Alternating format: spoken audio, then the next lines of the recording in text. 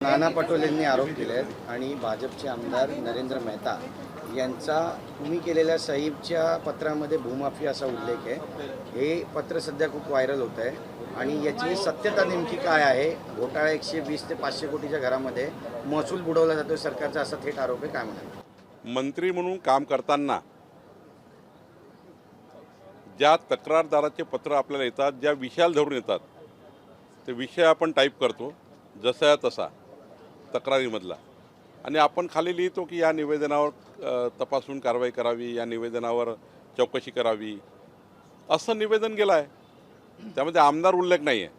नरेंद्र मेहता यांनी काही गैरव्यवहार केल्याची तक्रार अशा लोकांकडून प्राप्त झाली आहे, या निवेदनावर योग्य चौकशी करावी, असं त्या ठिकाणी पत्र आहे। त्यामुळं नाना पटोले हे राजकारणापायी आणि पार्टीबाजीमुळे बुद्धीपुरस्पर आमदार नरेंद्र मेहतांना या ठिकाणी आरोपी करण्याचा प्रयत्न करतात आहे। खरं तर तक्रार आहे आणि आमदार वगैरे नाही लिहिलं, त्यात नरेंद्र मेहता लिहिलं आहे, आणि त्यामुळे ठीक आहे, नरेंद्र मेहताबद्दल तक्रार असेल तर ती खाली पाठवलेली आहे। त्यावर आता योग्य चौकशी आमचे IGR करतील। मला वाटतं 3 मी माझ्याकडे आहे आणि याच्यामध्ये लिहिलं आहे ना, उपरोक्त विषयाबाबत, वरच्या विषयाबाबत श्री अमोल रखवी, श्री अजय धोका व श्री विकास पाटील यांच्या निवेदनावर, निवेदन काय असं निवेदन आहे, जरा वाचलं पाहिजे बरोबर। आणि हे नाना पटोले आहे ना, हे नाना पटोले, आता याबद्दल काही बोलणार नाही फार मी, आणि मी असं लिहिलं आहे, निवेदनाच्या ईमेलची प्रत सोबत पाठवलेली आहे। निवेदन असं आहे आणि त्यामुळे ही मेल पाठवलेली आहे। या मेलवर तात्काळ कारवाई करावी, चौकशी करावी आणि चौकशीचा अहवाल पाठवावा। आता निवेदन आलं या तिघांचं, तर मंत्री म्हणून काम आहे, तुमच्याबद्दल तक्रार आली तर मला पाठवावीच लागेल। या राज्यातल्या 14 कोटी जनतेने कुणीही तक्रार केली तरी मंत्री म्हणून माझं काम आहे की ते चौकशी करणे, ते पत्र पाठवणे, आणि त्यामुळं या पत्राचा एवढाच उल्लेख आहे, या तिघांनी केलेली तक्रार अशी आहे, यावर चौकशी करावी। या पत्रामध्ये तुम्ही आपल्याच नेत्याला किंवा आपल्याच पक्षातल्या आमदाराला भूमाफिया म्हटलेला आहे, त्यावरनं असं आहे, पहिले तर आमदार शब्द नाही आहे, बरोबर, नरेंद्र मेहताबद्दल तक्रार आहे। आता तक्रार काय आहे? अशी तक्रार आहे, जशी आहे तशी मंत्री म्हणून काम करताना ही मंत्रालयातली पद्धती आहे पत्र तयार करण्याची।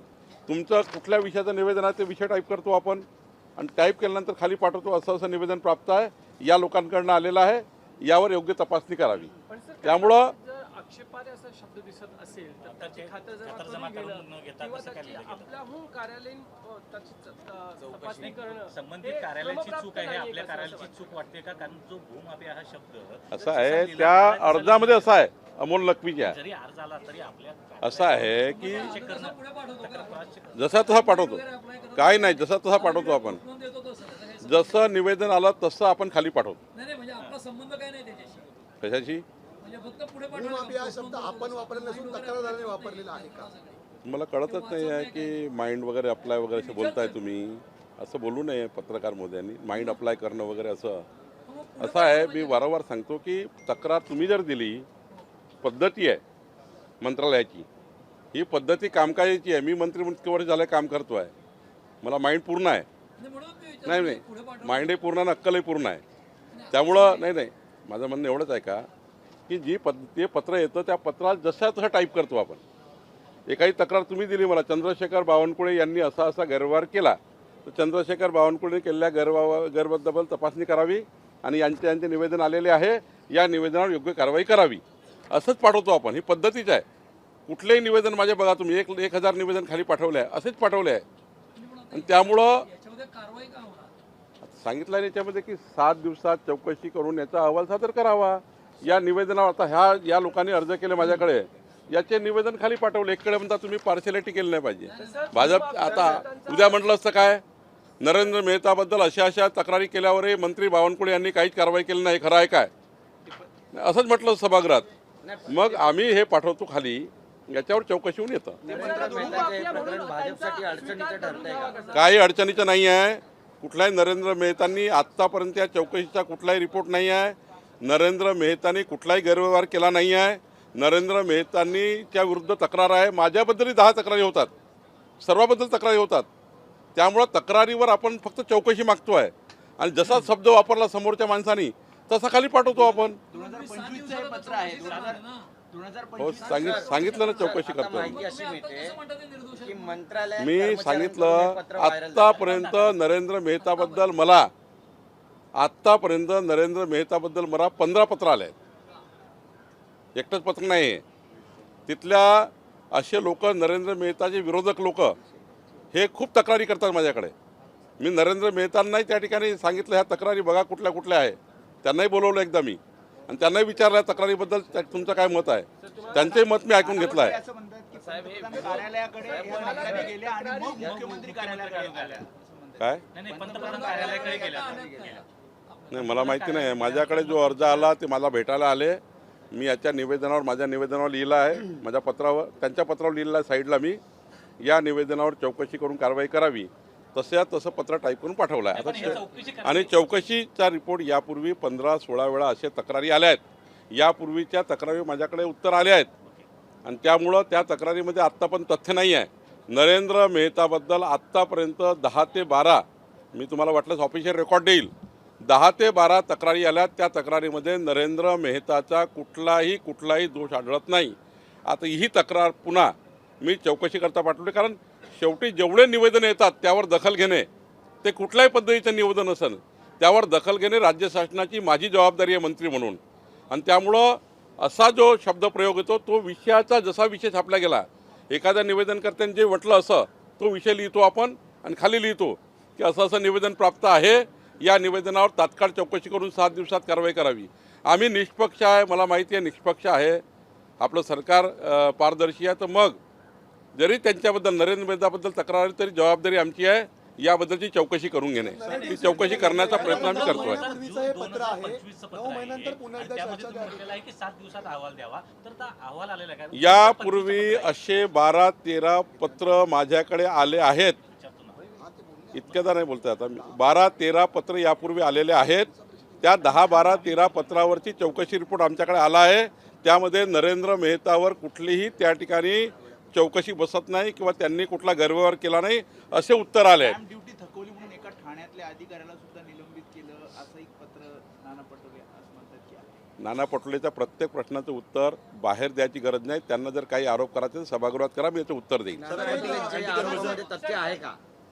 आत्तापर्यंत नाना पटोलेने केलेल्या कुठल्या आरोपात तथ्य नाही. नाना पटोले मीरा भाईंदरच्या पार्टीबाजीमुळं बुद्धिपुरस्पर बोलत आहेत.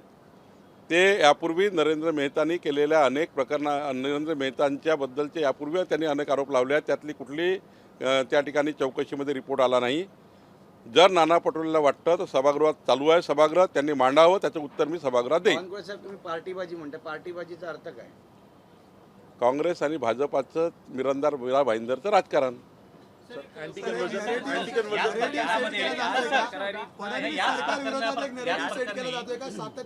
नाना पटोलेंनी खूप नरेटिव्ह सेट करून बघितले, एकाही नरेटिव्हमध्ये त्यांना काही भेटलं नाही. आता त्यांची पार्टी ही किंचित होत चालली आहे. काँग्रेस पार्टी किंचित आणि आता नाना पटोले, राहुल गांधी हे जे टोळी आहे, या टोळीच्या नेतृत्वामध्ये काँग्रेस पार्टी ही महाराष्ट्रामध्ये अंडा झाल्याशिवाय राहणार नाही, शून्य झाल्याशिवाय राहणार नाही. याच प्रकरणामध्ये जयंत जोगळे जे सहाय्यक दुय्यम निबंधक आहेत यांचं मी वारंवार सांगतो की तुम्ही नाना पटोलेंनी सभागृहामध्ये मांडलं तर उत्तर देईल. सर, एकनाथ शिंदे दिल्लीत आहेत. शंभूराज देसाई थोड्या वेळापूर्वी म्हटले की मित्रपक्षांसंदर्भातल्या काही तक्रारी आहेत, आम्ही अहवाल तयार केलेला आहे आणि तो आम्ही देणार आहोत. समन्वय समितीची बैठक झाली नाहीये. या समन्वय समितीमध्ये आम्ही मागील झालेल्या निवडणुकीमध्ये मित्र पक्षाकडनं देखील आम्हाला कशी वागणूक झाली, कुठे आमच्या जागा पराभूत झाल्या याबाबत चर्चा करणार आहोत. ही नेमकी बैठक नेमकी कधी होणार आहे आणि एक अप्रत्यक्षरित्या मित्र पक्षाबद्दल नाराजी शंभूराजेंनी बोलली. पुढच्या आठवड्यामध्ये, याच आठवड्यात बैठक होती, पण मी भुवनेश्वरला होतो ओरिसामध्ये, त्यामुळं ती बैठक पोस्टपोन झाली आहे. ती बैठक पुढच्या आठवड्यात आम्ही घेऊ आणि मित्रपक्षामध्ये कुठेही त्या ठिकाणी कुठलाही किंतु परंतु नाही. शंभूराजे असे बोलले असतील तर नक्की आम्ही यावर चर्चा करू. नेमकं कुठल्या मित्रपक्षाबद्दल ते बोलतात आहे यावरही चर्चा करू. पण मला असं वाटतं शंभूराजे आम्ही सर्व लोक समन्वय समितीत आहे. मित्रपक्षात काय जर 19-20 झालं असेल तर ते बैठकीत मांडलेलं बरं. मी बैठकीतच त्या ठिकाणी चर्चा करीन. सर, तुम्ही ओडिशामध्ये होता, 3 जागा आता भाजपने जिंकलेल्या आहे, 3ऱ्या जागासाठी आवश्यक मतं देखील भाजपकडे नव्हती. माननीय पंतप्रधान नरेंद्र मोदीजींनी ओरिसामध्ये जे पोट दिलं 50,000 कोटीच्या वर त्या ठिकाणी विकास कामं दिली आणि यावर प्रभावित होऊन त्या ठिकाणी काँग्रेसचे आमदार BJDचे आमदार हे त्यांना मतदान करायला तयार नाही BJD आणि काँग्रेसला. त्यातल्या 11 आमदारांनी भारतीय जनता पक्षाचे समर्थित उमेदवार यांना मतदान केलं आहे. आणि त्यामुळं मोदीजींनी केलेल्या विकास कामावर मान्य अमितभाईंच्या त्या ठिकाणी कणखर नेतृत्वावर आमचे अध्यक्ष नितीन नबीनजी, आमचे या ठिकाणी सर्व केंद्रीय नेतृत्व माननीय पीयूषजी, माननीय अश्विनी वैष्णवजी, माननीय धर्मेंद्र प्रधानजी, आमचे त्या ठिकाणी विनोद तावडेजी, देवेंद्र फडणवीसजी, आम्ही सर्व लोक या ठिकाणी त्या ठिकाणी या निवडणुकीमध्ये होतो. आणि मला वाटतं की तिथल्या आमदारांनी ठरवलं आहे की BJD तिथला विकास करू शकत नाही, काँग्रेस तिथला विकास करू शकत नाही. म्हणून त्या ठिकाणी 11 मतं भाजपा समर्थित आमदाराला मिळालेले आहेत. आणि खुल्या पद्धतीनं असं नाही दबावात त्याने आपल्या व्हीपला दाखवून आपल्या त्या ठिकाणी निरीक्षकाला दाखवून मतदान केलेलं आहे भाजपला. असं नाही लपून छपून केलं आहे, लपून छपून नाही केलं आहे. डायरेक्ट दाखवलं की आम्ही BJPचे आमदार आहे, आम्ही भाजपला मतदान करतो आहे, आम्ही काँग्रेसचे आमदार आहे, आम्ही भाजपला मतदान करत आहे. लपून मतदान नव्हतं, राज्यसभेचं दाखवून मतदान होतं. त्यामुळं या ठिकाणी मोठा विजय झाला. कल ओडिशा में जो चुनाव हुआ उस चुनाव में आपने देखा होगा कि BJD के 8 MLA और कांग्रेस के 3 MLA ने दिखाकर वोट किया है. ये बहुत बड़ी जीत भारतीय जनता पार्टी की है. हमारे पंतप्रधान नरेंद्र मोदी जी ने उड़ीसा में जो एक नया पोर्ट दिया, जो बहुत वाड़वन के बराबरी का पोर्ट है, वहाँ पर 50,000 करोड़ रुपए के विकास काम का निर्णय किया. तो वहाँ के MLA को लगता है कि BJD या कांग्रेस वहाँ का डेवलपमेंट नहीं कर सकती. वहाँ हमने चरणदास मांझी जो हमने मुख्यमंत्री है उनके ही नेतृत्व में वहाँ पर डेवलपमेंट हो सकता है. माननीय प्रधानमंत्री मोदी जी और चरणदास मांझी जी जो हमारे मुख्यमंत्री है इनके ही नेतृत्व में वहाँ हम आगे जा सकते हैं. इसलिए वहाँ के MLA ने खुले रूप से, जनता तो छोड़िए, MLA ने दिखा के वोट किया है, उनके पार्टी को दिखा के वोट किया है. और ये बहुत बड़ी जीत है. माननीय नरेंद्र मोदी जी हमारे नेतृत्व में, माननीय हमारे जो अमित भाई का जो शाह जी का जो वहाँ पे कनखर नेतृत्व हमको मिला है, हमें हमारे अध्यक्ष नितिन नबीन जी, वहाँ पर माननीय संतोष जी, हमारे पीयूष गोयल जी, हमारे धर्मेंद्र प्रधान जी, हमारे वहाँ पर अश्विनी वैष्णव जी, ये सारे लोगों ने वहाँ की जनता पर विश्वास उन्होंने दिखाया. और मुझे लगता है कि उड़ीसा के डेवलपमेंट के लिए एक नया कदम होगा. वहाँ के मुख्यमंत्री जी, वहाँ के प्रदेश अध्यक्ष जी मनमोहन जी, ये सारे लोगों ने बहुत प्रयास किया है. और ये प्रयास ऐसा था कि वहाँ की राजनीति को बदलने का प्रयास था. उड़ीसा की राजनीति में एक बहुत बड़ा भूचाल आएगा, क्योंकि वहाँ के MLA उनके पार्टी को खुलेआम बताते हैं कि आप डेवलपमेंट नहीं कर सकते हैं, मोदी जी डेवलपमेंट कर सकते हैं, केंद्रीय सरकार डेवलपमेंट कर सकती है, राज्य सरकार चरणदास जी के नेतृत्व में डेवलपमेंट कर सकती है. इसके ऊपर उनके वोट मिले. सर, आपकी सरकार ने एक जीत आपको मिली जो अपने कल विधेयक मंजूर हो गया, उसमें आपको शिवसेना UBT का भी समर्थन मिला. किस तरीके से देखते हैं इस पूरे? देखिए, ये जो बिल आया है कल का, इस बिल में इसके पहले 12 राज्यों ने बिल पारित किया है. आर्टिकल 25 में धर्म स्वातंत्र्य का अधिकार है, लेकिन किसी को जोर जबरदस्ती करके हम धर्म परिवर्तन नहीं कर सकते. ऐसी कई घटनाएं महाराष्ट्र में दिखेगी. आप देखिए, नंदुरबार में जाइए, वहाँ तो आप देखिए अनेक प्रकार के लोग वहाँ आदिवासी लोगों का धर्म परिवर्तन करते हैं. इसके पहले छत्तीसगढ़ में, उसके छत्तीसगढ़ का हमारा जो इधर का भाग है गढ़चिरौली और एरिया, यहाँ पर आप देखेंगे वहाँ पर भी ऐसी घटनाएं हुई है. तो महाराष्ट्र में धर्म परिवर्तन कोई भी लालच देकर वहाँ पर दबाव डालकर, हमने वहाँ लिखा है, हमने आर्टिकल, हमारा जो बिल का जो प्रियम्बलन है वो क्लियर है कि कोई भी व्यक्ति दबाव में लाकर या कोई भी लालच देकर किसी का धर्म परिवर्तन नहीं कर सकता। और ये महाराष्ट्र में ये 14 करोड़ जनता की डिमांड थी ये बिल के लिए। बहुत ज़्यादा इनमें बहुत लोगों ने इसके लिए अभिनंदन किया सरकार का। और जो पीड़ित लोग हैं, गरीब लोग हैं, जिनको ये धर्म परिवर्तन करते हैं, इनके लिए ये बहुत ज़रूरी बिल था। इसलिए मुझे लगता है ये बिल बहुत इम्पोर्टेंट था, वो बिल मंजूर किया गया। जिन्होंने अपोज किया है, मुझे लगता है वो महाराष्ट्र विरोधी है, महाराष्ट्र विरोधी भूमिका लेने वाले अपोजिशन है। जिन्होंने अपोज किया है, जिन्होंने अपोज किया वो सारे गलत है। उन्होंने अभिनंदन करना था। और मुझे लगता है ये बिल में कोई चर्चा नहीं होनी थी, एक साइड बिल मंजूर होना था। इस बिल के ऊपर चर्चा क्या होनी थी? ये बिल का अभिनंदन, ये बिल कितना महत्वपूर्ण है, ये बिल क्यों लाया गया है, इससे क्या फ़ायदा होगा, सारे पार्टियों से एक साथ मिलकर इसका अभिनंदन करना चाहिए था। हमारे मुख्यमंत्री देवेंद्र फडणवीस जी का ये बहुत उन्होंने जो ठहराया था कि ये बिल लाना चाहिए और ये बिल से महाराष्ट्र की जनता सुरक्षित होगी। जो पीड़ित शोषित जनता है, जिनको धर्म परिवर्तन की ओर लेके जाते हैं, उनको सुरक्षित करने के लिए विधेयक है। सर, जो चर्चा हुई, चर्चा में जितेंद्र आव्हाड ने जो बयान दिया छत्रपति शिवाजी महाराज को लेकर, इस बहस के दौरान उस तरह की वक्तव्य की क्या आपको लगता है जरूरत थी और बहुत आउट ऑफ द कॉन्टेक्स्ट जाकर उन्होंने जो बात करी? देखिए, जितेंद्र आव्हाड है ना, उनका मानसिक संतुलन कभी कभी बिगड़ जाता है, कभी कभी बिगड़ता है। और उनके एमएलए एरिया में जो वोट्स मिलने चाहिए उनको, वो वोटों को दिखाने के लिए ऐसी गंदी राजनीति करते हैं। उनका जो एमएलए एरिया है वहाँ एक 70% एक जाति समूह के लोग हैं, जिनको लगता है आव्हाड जी को कि मैं बोलने से वहाँ पर उनको मैसेज जाएगा और वो मैसेज देने के लिए, वो वोट संभालने के लिए काम करते हैं। लेकिन वोटों की गंदी राजनीति में जितेंद्र आव्हाड ये भूल गए हैं कि हम महाराष्ट्र में किस प्रकार से चलना चाहिए, महाराष्ट्र का हित कायम है। एक उनकी विधानसभा के लिए पूरे महाराष्ट्र का हम गलत नहीं कर सकते। उन्हें अच्छे से बोलना चाहिए था कि मैं वोटों की राजनीति कर रहा हूँ, वोटों का लांगून चालन कर रहा हूँ। अगर मैं ये नहीं बोलूँगा तो मेरा एमएलए का शिप यानी उनकी एमएलए की जो सीट है वो कल रॉन्ग साइड आ जाएगी और उनको एमएलए के वोट नहीं मिलेंगे एमएलए बनने के लिए। ये गंदी राजनीति के लिए जितेंद्र आव्हाड ऐसी बातें करते हैं। उनको माफ़ी कई बार मांगनी पड़ी, सभागृह में माफ़ी मांगते हैं, लेकिन इस प्रकार से गंदी बात वो सभागृह में करते हैं। और ये धर्म परिवर्तन पे बिल इस प्रकार से बोलना अच्छा नहीं है। सर, मराठीमध्ये धर्म स्वातंत्र्य विधेयक काल मंजूर झालेलं आहे।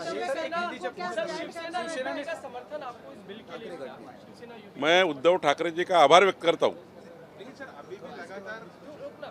उद्धव ठाकरे का आभार व्यक्त करता हूँ कि उन्होंने इस बिल को समर्थन दिया है और इस बिल को उन्होंने सराहनीय कहा है। यही जितेंद्र आव्हाड से अपेक्षा थी, यही अपोजिशन से अपेक्षा थी, यही कांग्रेस से अपेक्षा थी। लेकिन राजनीति इस तरह से गंदी हो गई है कि वोटों की राजनीति में ये लोग अपने वोट बचाने के लिए इन्होंने लाख प्रयास किए। लोगों ने, जनता ने इनको, देखिए आप अभी चुनाव हुए नगर पालिका और स्थानिक लोक इकाई के, सारे लोगों को भगा दिया। इन लोगों को इसी कारण से भगा दिया है कि ये वोटों की राजनीति करते, वोटों का लांगून चालन करते हैं, वोट की गंदी राजनीति के लिए इस प्रकार से काम करते हैं। इसलिए मुझे लगता है कि ये जितेंद्र आव्हाड जैसे लोग ये महाराष्ट्र के लिए अच्छे विचार वाले लोग नहीं हैं। विरोधी पक्ष मांग रही, नेता पद मांग रही है, कल जाके अध्यक्ष को निवेदन भी किया, तो मिल सकता है नेता प्रतिपक्ष मिलने? उद्धव ठाकरे जी ने ली हुई भूमिका सराहनीय है।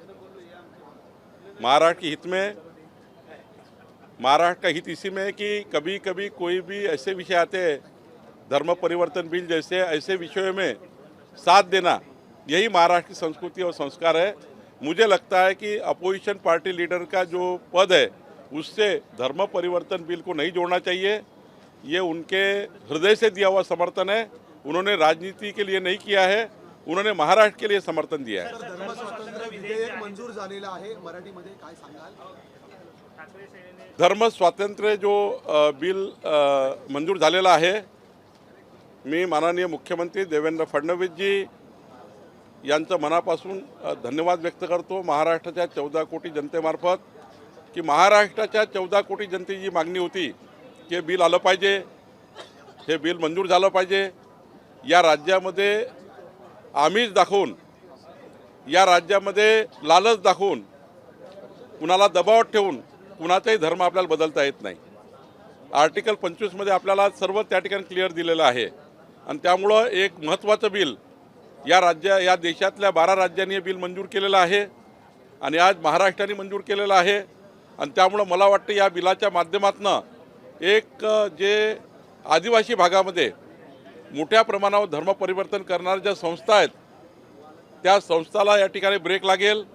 एकट्या नंदुरबारमध्ये कितीतरी संस्था या ठिकाणी कार्यरत आहेत ज्या धर्म परिवर्तन करण्याकरता त्या ठिकाणी काम करतात आहे, त्याच्यावर या ठिकाणी मोठा ब्रेक लागेल.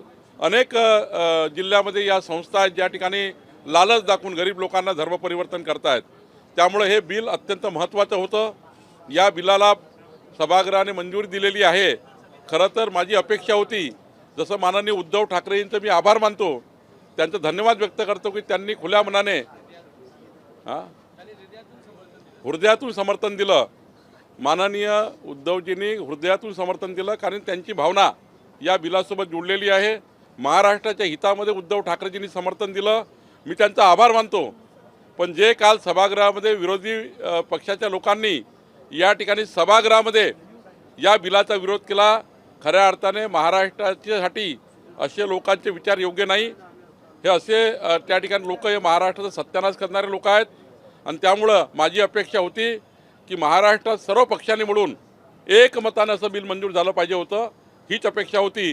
पण विरोधी पक्ष मात्र जे लोक याच्या विरोधात बोलले आहेत ते मात्र आपल्या मतदारसंघामध्ये मताचं लांगून चालन करण्याकरता, आपली आमदारकी वाचवण्याकरता त्या बिलाचा विरोध काही लोकांनी केला. पण महाराष्ट्राची जनता या लोकांना सोडणार नाही.